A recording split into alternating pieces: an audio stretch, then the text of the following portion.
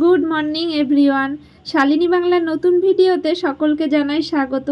আজকে সকাল সকাল একটা নতুন ভিডিও শুরু করলাম ছেলেকে নিয়ে। সকালবেলা দীপা বৌদি চলে এসেছে, বেড কভার টভার তুলে নিয়েছে, তো তবুও খাটের উপরে শুয়ে আছি। আর ছেলে প্রত্যেক দিন আমার সাথে এরকম কুস্তি করে, এটা প্রতিদিনের রুটিন।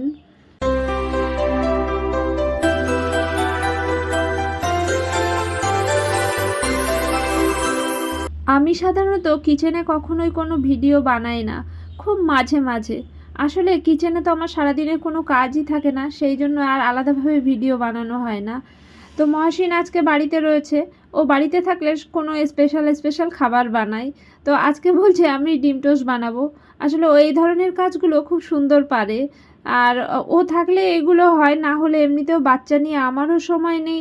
সকাল সকাল সবাই একটু কাজ নিয়ে ব্যস্ত থাকে, এই জন্য খাবার বানানো হয় না। তো এমনিতে আমি কিছু খাবার যদিও বা কখনো শখে বানাই, আমি সবসময় ইন্ডাকশনেই বানাই। তার কারণ হচ্ছে গ্যাসে কিছু করলে না সেই পাত্রটায় তাপ লেগে যায়, তো আমার হাত টাত পুড়ে যায়।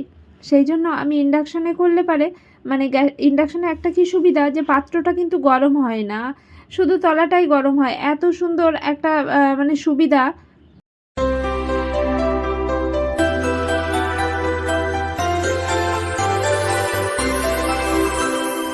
মহাসিনের ডিম টোস্ট বানানো কমপ্লিট হয়ে গেছে, কিন্তু এখন সস নেই মনে হলো, তাই ও আবার সস আনতে গেল। এদিকে ছেলেকে দীপা বৌদির কাছে দিয়েছিলাম একটু খেলা দিতে, কিন্তু আমার ছেলে এত বদ, সুযোগ সন্ধানী। যখনই দেখবে যে না মা কিছু একটা করবে, তখন ওর এইসব জিনিসগুলো ঘটাতে দিতে হবে। মানে এগুলো লণ্ডভণ্ড করলে ও আর কিছু বলবে না। এমনিতে দীপা বৌদির কাছে থাকতে পছন্দই করে, কিন্তু কোনো কোনো সময় আবার বায়নাও করে। তো দীপা বৌদি এই ব্যাগটা পরিয়ে দিচ্ছে, আরও খুলে ফেলছে। আসলে এই বয়সে ও না অনেকটা নিজের আরাম বুঝে গেছে, কোনো রকম অস্বস্তিকারক কিছু একদম সহ্যই করতে পারে না। আর ওর যখন খুব কঠিন বায়না হয় বা বেশি দেখি কান্না কান্না করার ভাব, তখন না এই ড্রেসিং টেবিলের ড্রয়ারটা খুলে দিলে, একটা একটা জিনিস ফেলতে দিলে ব্যাস, ওর আর কোনো দুঃখ থাকে না। আমি তো মাঝখানে একবার ইলেকট্রিক অফিসে গিয়েছিলাম, অনেক টাইম দেরি হচ্ছিল, কারেন্ট অফ ছিল, কেউ খাওয়াতেই পারছিল না। তাই আমি ফোনে বলে দিয়েছিলাম যে তুমি ড্রেসিং টেবিলের সামনে দাঁড় করাও। এদিকে আবার মহাসিন চলে এসছে সস নিয়ে, সব নিয়ে বলছে চলে আসো। হ্যাঁ, তো যেটা বলছিলাম, তো আমি দীপা বৌদিকে বলছিলাম যে তুমি খাবারটা নাও আর ড্রেসিং টেবিলের ড্রয়ার খুলে দাও। ও একটা একটা জিনিস ফেলবে আর এক গাল করে খাবে। এটা ওর একটা খুব বাজে অভ্যাস।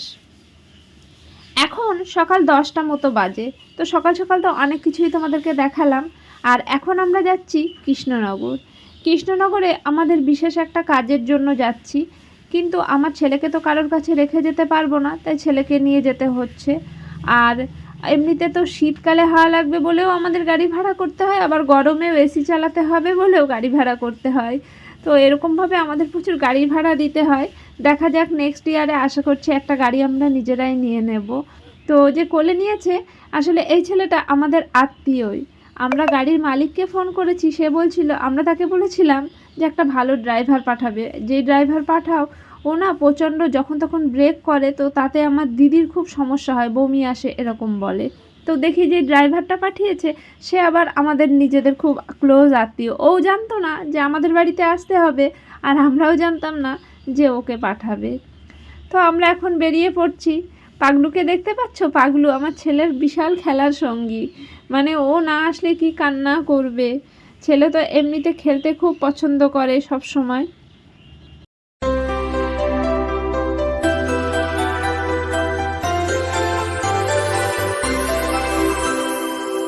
আজকে তোমাদের সাথে একটা ডেইলি ভ্লগ শেয়ার করব ভেবেছিলাম, কিন্তু ডেইলি ভ্লগের মধ্যেও কিছু না কিছু কারণে বাইরে বেরোতেই হয়। তাই আলাদাভাবে যে শুধু ঘরের কাজ দেখিয়ে ডেইলি ভ্লগ করব, সেরকম আমার হয়ে ওঠে না। মানে গাড়িতে না এত গরম, মানে ঢুকে যে এসিটা ঠান্ডা করবে সেই অবধি সহ্য হচ্ছে না। আমার ছেলে তো অলরেডি ঘামতে শুরু করে দিয়েছে, আর আমারও একদম গরম সহ্য হয় না। আর এমনিতেও তো বাইরে অত্যাধিক গরম পড়ছে, এত গরমে তো বাইরে বের হবার কোনো প্রশ্নই ওঠে না, কিন্তু খুব বিশেষ দরকার বলেই বের হচ্ছি। তোমরা আমার ভিডিও কন্টিনিউ দেখতে থাকো, কোনো একটা ভিডিওতে নিশ্চয়ই বলবো যে এই দরকারটা আমার এত বিশেষ কি দরকার ছিল। এটা হয়তো আমার লাইফের জন্য খুব ইম্পর্ট্যান্ট একটা দিন, আর তোমরাও শুনে খুশি হবে, কিন্তু সরি আজকের ভিডিওতে আমি সেটা বলতে পারছি না।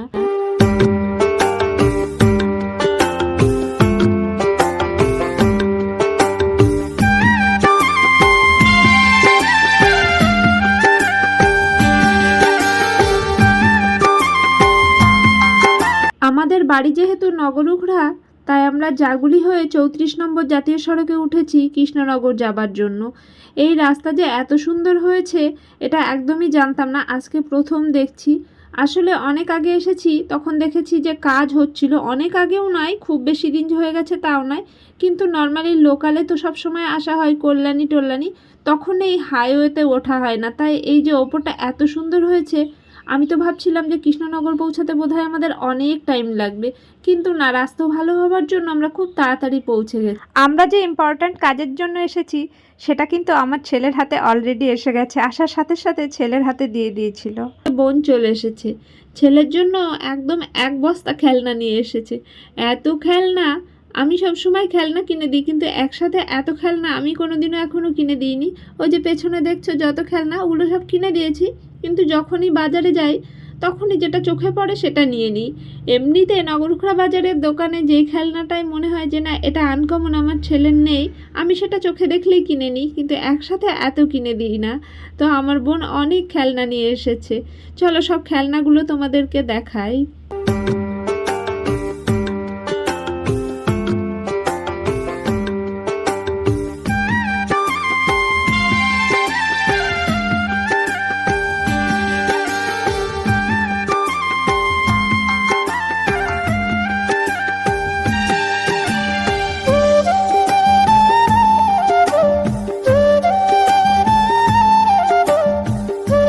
আমার ছেলের খেলনার প্রতি বিন্দুমাত্র ইন্টারেস্ট নেই, ছোটোবেলাতেই এত বেশি খেলনা কিনে দিয়েছি, ওগুলো ওর বাড়তি ঝামেলা মনে হয়, ও ছুঁয়েও দেখে না। কিন্তু বোন আর বোনের ছেলে আসাতে ও অনেক খুশি। এদিকে আবার বোন এসেছে বলে মহাসিন সাথে সাথে নারকেলগুলো রেডি করে দিয়েছে, একটু নারকেলের পিঠে বানাবো। আসলে ও আগের বার হঠাৎ করে চলে গিয়েছিল তো। আচ্ছা, এবার তোমাদেরকে একটা বিশেষ জিনিস দেখায়। আমার ছেলে প্রথম রাইড করছে, দেখো। আমার বোন বিকালে চলে গেছে, তো ও খুব কান্না করছিল, মন খারাপ করছিল, তো মহসিন বলছিল চলো ঘুরিয়ে নিয়ে আসি। তো ঘুরতে ঘুরতে সে প্রায় হাবড়ার কাছাকাছি চলে এসেছি, শুনেছি একটা মেলা। তো রানিং রাস্তা এমনিতেই আমরা মাঝে মাঝেই ঘুরতে বের হই, এমনিতেই মানে লং ড্রাইভ বলে যেটাকে মানে ভালো রাস্তা, আমরা একদম ওকে শুধু গাড়ি চড়াই ঘুরে বেড়াই। তো ওকে প্রথমে যখন এনেছি আমি এতে বসিয়েছি, ও না কেমন করে তাকাচ্ছে, আমি ভাবছি ও মনে হয় খুব বিরক্ত হচ্ছে যে ঘুরতে নিয়ে এসে আমার কোথায় বসালো। আমি একদম রং, পরে যখন ওকে আমি নামাতে যাচ্ছি কি কান্না, যত সময় ও ঘুরছে আমি কিন্তু ভয়ে ভয়ে রয়েছি, ও বোধহয় এই বুঝি লাফ মারবে, কিন্তু একদম তা নয়। নামানোর সময় ও ভীষণ কান্না করছিল, তার জন্য আবার ওকে দ্বিতীয়বার চড়াতে হলো। তার জন্য এক্সট্রা টাকা যদিও নেয়নি, তো রাইড করতেও শিখে গেল এই 1 বছর বয়স ওর। তারপরে ওখান থেকে নামানোর পর খুব কান্না করছিল বলে ভোলানোর জন্য এই মিকি মাউসে একটু দিয়েছিলাম। ও মা, এটাতে দেবার পরে আবার দেখি উঠে হামাগুড়ি দিয়ে চলে যাচ্ছে। এমনিতে একটু একটু হাঁটতে শিখেছে, কিন্তু একটু মানে হাঁটতে চায় না, মনে হয় যে মানে ও খুব তাড়াতাড়ি চলতে ফিরতে চায়। হাঁটতে গেলে ধীরে সুস্থে একটা একটা করে পা ফেলতে হবে, না হলে তো পড়ে যাবে, সেই ধৈর্যটা ওর থাকে না, তাই জন্য ও হামাগুড়ি দিয়ে দৌড়াতে থাকে।